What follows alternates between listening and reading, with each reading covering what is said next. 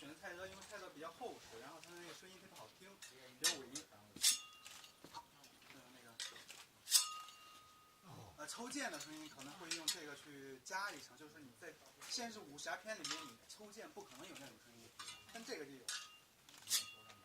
嗡的声音，然后再经过那个后期的处理，